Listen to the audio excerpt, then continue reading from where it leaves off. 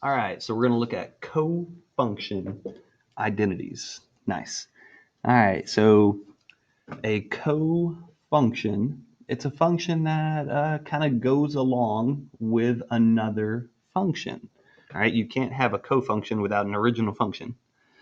Uh, what that co actually stands for, like sine and cosine, what it actually stands for is complement. All right.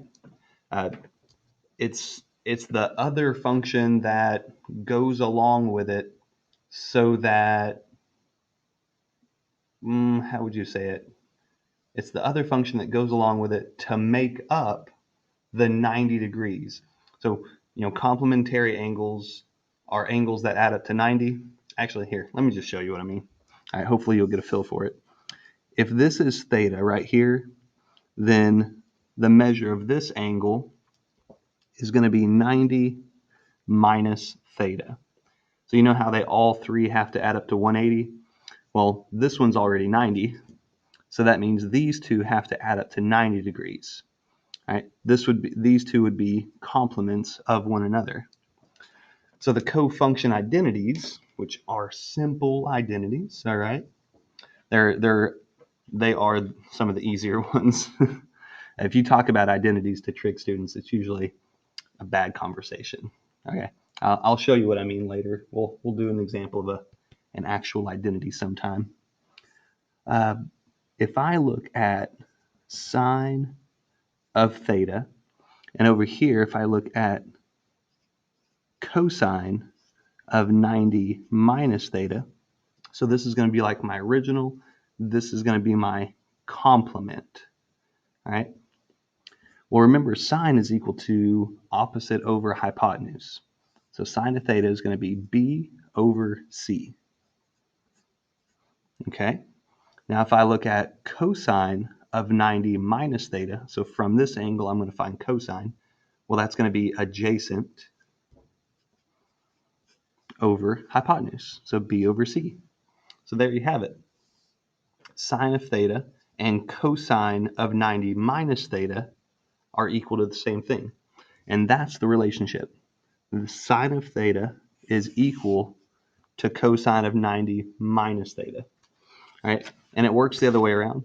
Like I didn't actually write it out, but if I were to consider cosine of theta, that would be equal to sine of 90 minus theta. Okay. So they go hand in hand. All right. They complement each other. It's like, I don't know. I don't have a purse, but if I had a purse, I'd probably have shoes that go along with it. Anyway, here we go. Let's look at tangent. All right, so if I look at tangent of theta, that's going to be equal to opposite over adjacent, so b over a. And I'm betting that if I look at cotangent, all right, the co part again, if I look at cotangent of 90 minus theta, remember the co just means 90, 90 minus here. I'm betting that these are going to be equal to each other. So cotangent is adjacent over opposite. It's the reciprocal of tangent. So adjacent over opposite is going to be b over a. And there you have it. Tangent of theta is equal to cotangent of 90 minus theta. These are the identities. This just means that it's going to work for every angle, any input that you can imagine. All right. Anytime that you see something like cosine of 90 minus whatever, you can just replace it with sine of whatever. One more here. We'll look at secant and cosecant. Cosecant of 90 minus theta, though. All right, so secant of theta. Secant is hypotenuse over adjacent. Hypotenuse over adjacent is going to be c over a. C over a. And then cosecant is hypotenuse over opposite. So from this angle, if I look at hypotenuse over opposite, that's going to be c over A. There you have it. Secant is equal to cosecant of 90 minus theta. And you can swap them around. You could flip it and it would still be true. All right. Now let's look at rewriting some trig expressions here real fast. So if someone gives you sine of 135, you could rewrite that, or you could express it as cosine of 90 minus 135. All right, that's what you can do with it. That's how this identity stuff works. If they give you sine, you can think of it as cosine of 90 minus that. And whatever this comes out to be like on a calculator, I guarantee they're going to be the same thing. All right, it's going to be, I think it's at 0.707. Yeah, that's what this would equal. If they give us cosecant, well, that's the same as secant of 90 minus that angle. All right, so I could rewrite this as secant of 90 minus that. If they give us secant, I could rewrite that as cosecant of 90 minus negative 30. All right, so instead of doing secant of negative 30, I could do cosecant of 120. All right, and these are going to be the same answer.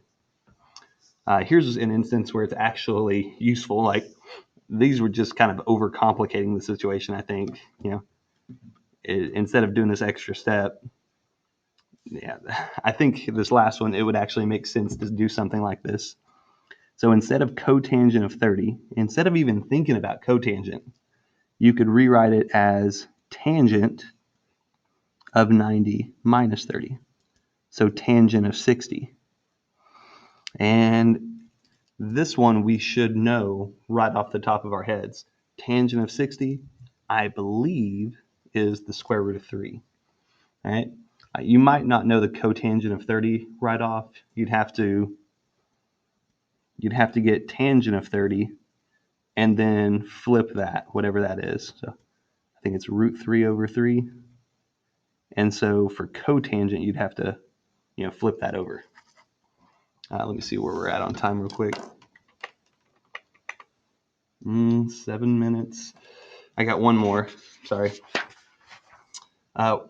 We are going to simplify this expression using one of those cofunction identities. All right. So what they give us here is they give us cosecant of 90 minus an angle. All right. Remember, cosecant of 90 minus an angle, that's just equal to secant of that same angle. So that's what I'm going to do. I'm going to replace this part with its cofunction. So this is going to be equal to secant of x times sine of x. So I made a replacement, and I'm actually going to simplify this down to one trig function. Secant, if I write that in terms of cosine, that would be 1 over cosine. This is the sort of stuff that you do whenever you're actually, proving identities. So I rewrote secant as 1 over cosine. Now I can just, multiply the tops. So I end up getting sine over cosine. And sine over cosine, that's equal to tangent. And that would be my simplest form. So I took this, I rewrote it in terms of its cofunction, and then I was able to take that and rewrite it in terms of cosine. You get the point. All right, that's it.